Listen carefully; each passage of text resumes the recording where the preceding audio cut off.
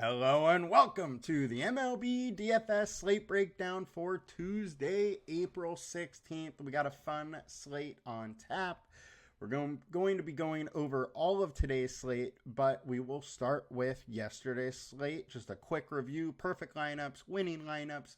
Then we will jump into today's pitchers and lastly, the stacks to consider for today. Now, before we get into that, come join us at LineStar. $39.99 per month gets you access to everything we do, all the props, all the DFS. You get it all, one low price. Come get involved. Come join us. Let's have some fun. And always, please like, comment, and subscribe to the vids. Helps a ton just to, give us a little more reach to continue giving away all the content we can for free. Now, let's get into the slate a bit here. So, perfect lineup. There is one game going already, so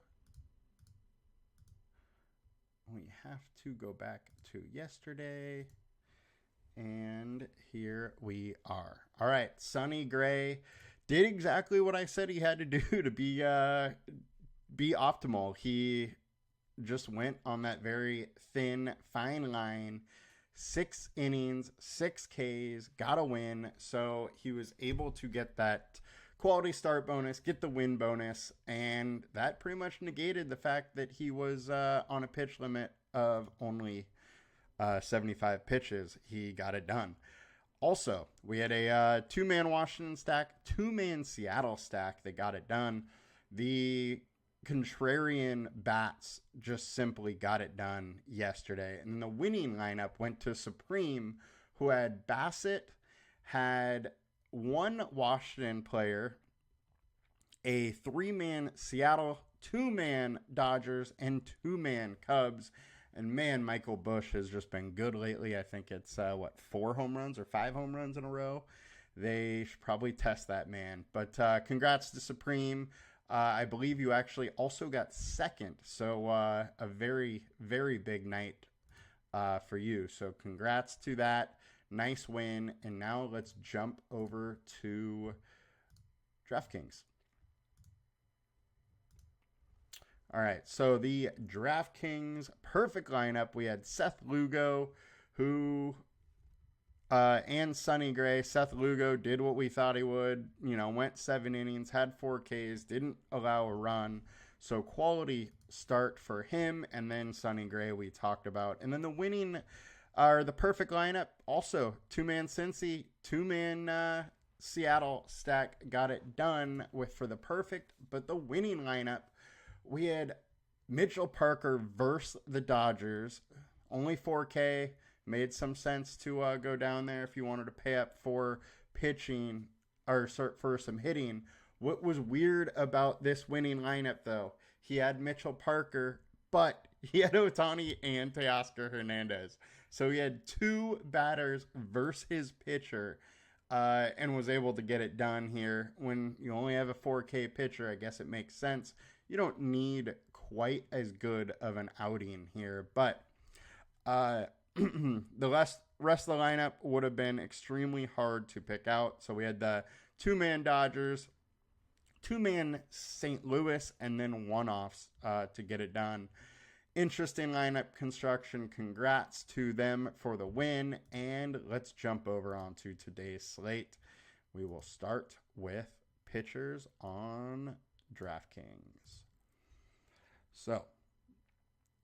Hunter Green, highest owned pitcher today, 26%. Look, Hunter Green has big time strikeout stuff, almost a 31% K rate, and Seattle striking out at almost 26%. So there's major upside here. Seattle is, however, pretty good versus righties. 0.326 WOBA, 188 ISO. Those are both above league average numbers. So it is a little bit interesting. We are in a pitcher-friendly park, though. Hunter Green allows a ton of fly balls. Those fly balls are way less likely to go here than they go out here rather than at home, where he's in Great American Small Park. So Hunter Green is a pitcher I usually like a lot more away than I do at home. He's definitely interesting in this spot, The team splits over the last 20 games favor Hunter Green. They're striking out 27.3. The combined K rate, 26.9. It's absolutely an interesting spot. I don't mind some Hunter Green. The one thing I will say is him at high ownership is a little scary. The reason being is he is a very inconsistent pitcher. He can give you those, high 30-point games, but could get absolutely rocked and give you -8 or -7.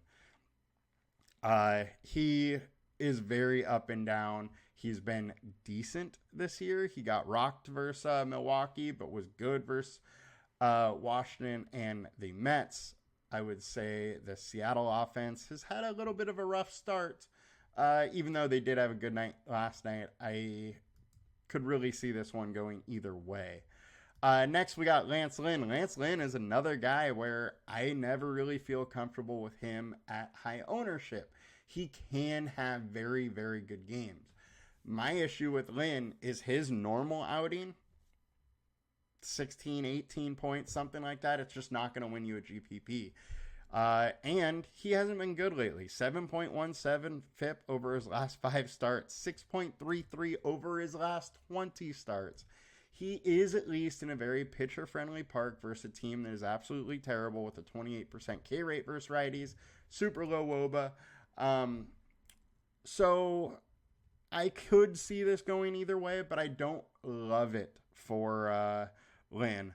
There are also some scary underlighting stuff. Hard contact rate, 40.5. Ton of fly balls, very limited ground balls. A lot of barreled balls. I don't like the profile of Lynn. However, there's not much of a better matchup than the A's. So I get it if you do want to go with Lynn. I don't love the spot. I'm probably going to have a little bit, but I'm not going to go overboard with it. Jared Jones next. Jared Jones has been pitching very, very well. His strikeout stuff has been insane. 34.7% K rate, 27% combined K rate, which is extremely high for a guy at 8,500. So I'm absolutely interested in some Jared Jones. However, I do think his K rate might be a little bit high right now than who he really is. At least the Mets are striking out at 23% righties versus righties, and they haven't been very good versus righties with a 3.02 WOBA. The opponent team stats don't look good. StatCast data for Jones is a little scary. Another guy that I'm willing to take some shots on, but I don't want to go too crazy with it. Next, Dylan Cease. Cease has the most upside, I think, on this slate.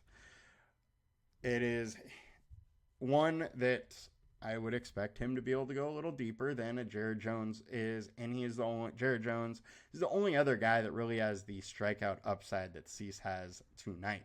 Milwaukee striking out 23%. Cease 33% K rate over his last 5 starts, 28% over the last 20. Most of last year he didn't have, great strikeout numbers like we're used to, but it does seem like that has came back a little bit. 7 Ks, 6 Ks. He's had a solid start to the season. Don't mind going with some Cease. One thing is walks are a little bit of worry, but it does look like those have came down a little bit. 2 walks so far this season. Cease gets into trouble when he starts walking too many guys, and if he is able to keep runners off the base path, I think it bodes in his favor for this matchup versus Milwaukee. Milwaukee is a decent offense. They have been crushing righties lately, 337 WOBA.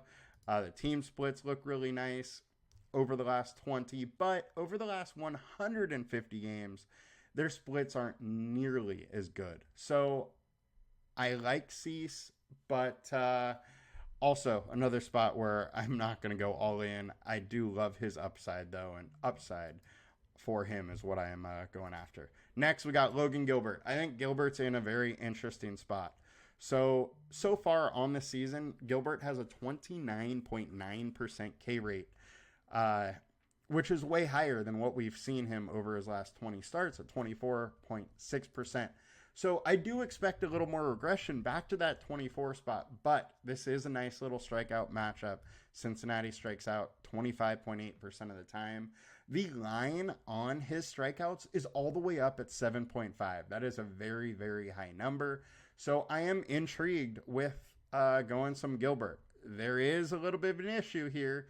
Cincinnati has been very good versus righties. 204 ISO, 334 WOBA, and Gilbert hard contact rate 44%. He is at least at home where it's a pitcher-friendly park, but it is a little scary wanting to go with Gilbert versus this offense. But there is upside here. So I will look for a little upside in going with Gilbert. And really, those are the pitchers that I'm looking at. I don't love Quintana, but the rest of these guys are probably where I'm going, and most of my, or if not all of my ownership is going to go there. Now, I don't love, the guys down here. I can see taking a little bit of Bybee if you want, but it's another spot. I just don't really love it. And outside of that, I'm not really interested in anybody else here. I want to bring up Brady Singer because I'm sure some people will talk about him today. My big worry is how much worse he is away. 80.8% less fantasy points away. Now, he is in a great spot versus the White Sox, so maybe he can crush the White Sox, but at his price and the fact that he's away, I'm probably staying away as well. All right, let's get into the FanDuel side, see if there's anybody else we can talk about there. Highest owned, Hunter Green. Dylan Cease is next. He's a little bit cheaper on FanDuel, making me want to go to him a little bit more. Don't love the more, the ownership on him. He's kind of like Hunter Green, where there is the big upside, but there is some downside as well. I do think, though, that his baseline performance is a little bit better than Green, and he's a little cheaper. So definitely interested in them. Fine with Gilbert. Not loving Lance Lynn, but at this ownership, in this matchup on FanDuel, absolutely considering him, and would be more likely to play him on FanDuel than on DraftKings. And again, all the guys that we've already talked about are really where I'm going to be sticking to on this pitching slate. I think there's only a handful of guys that have the solid upside that you need on this slate to get it done.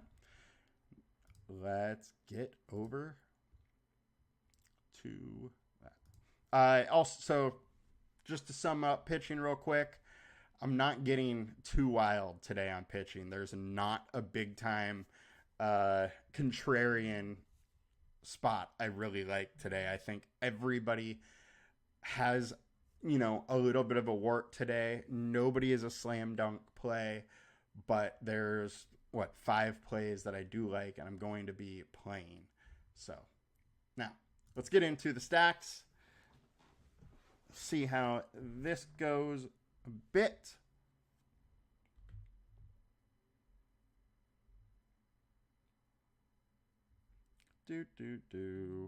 All right.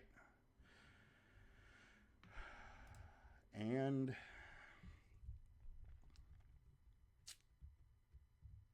man, Ceiling going to Milwaukee. All right, so highest owned stacks, we got the Cubs versus Tommy Henry. So Henry, 4.93 FIP over his last 20, 4.76 over his last 5. Henry's been okay. Not great, not bad. And this Cubs lineup is decent. I don't mind getting to some Cubs here. It's in a pitcher-friendly or hitter-friendly park in Arizona. Their bullpen's kind of meh. Henry's meh. Cubs are interesting. Don't mind going there. I don't absolutely love it either. Next, we got the Dodgers. 54% owned. Not nearly high enough owned for me to get off of them. And it's versus Patrick Corbin, everybody's favorite punching bag for DFS. Absolutely into the Dodgers today. Probably going to stack some of them. I kind of do prefer mini stacks in this spot than full-on 5-man stacks just due to the salary issue, but I'm not shying away from 5-man if they fall into my lineups. Love the smaller, skinnier stacks versus them. Also, Braves versus Hunter Brown. I like this spot for the Braves. Hunter Brown has been very bad to start the year, but if you look back to his splits last year, he's worse at home. He's worse against right-handed bats, both of which can definitely get to Hunter Brown today, and they have a lot of righties that are pretty good. So definitely intrigued with some Braves. Once again, them failing last week or last night doesn't totally take me off of them. Now let's get to the highest projected stacks, and we got Atlanta all over the place. Dodgers are right there too. I guess that shouldn't be much of a surprise, as those are two of, if not the most potent offenses in the league. So definitely like both of those. So let's get over to the value rating, see what's going here. And we got Washington stepping up. Not sure who the pitcher is for the Dodgers yet. I think that it is likely going to be Yarborough. He did pitch a couple innings over the weekend, though, I think on Saturday. So he's probably a little more of an opener. Maybe goes 3-4 innings at most. So, he's not going to go deep into this game. He's a decent pitcher, not a great pitcher. Washington got to Tyler Glasnow yesterday. They have some sneaky bats, and if Joey Gallo keeps hitting, it makes this lineup much, much better. And Abrams is a legit solid hitter in this league. So definitely not shying away from some Washington bats. Probably won't have 5-man stacks, but smaller ones I am totally intrigued by. Now, ceiling-wise, what do we have here? Ceiling-wise, pretty much always the better offenses in this league, but Milwaukee is popping up against Dylan Cease. What we saw last year is Cease, when he had a bad outing, it was a very bad outing, and that's one thing where I don't mind taking some Milwaukee today, even though Cease is a very good pitcher. I'm more inclined to do that than I would have been yesterday, and Glasnow got hit. Washington had guys, in winning lineups. So, not sad about Milwaukee showing up in some lineups. Cincinnati's another spot versus Logan Gilbert. Don't mind some Cincinnati. They can get to Gilbert just because they are so good versus righties. Obviously, I like the Braves as well. And let's look at the FIP here.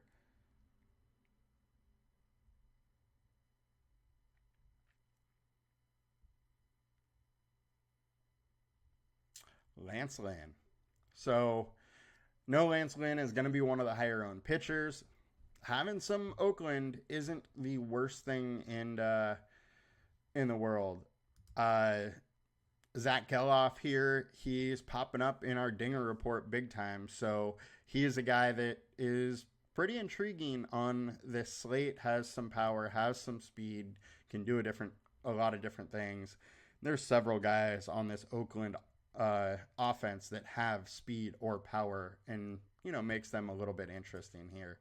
Now, if we switch to implied total, Arizona, we didn't talk about them at all. They absolutely have to be in consideration for one of your favorite stacks.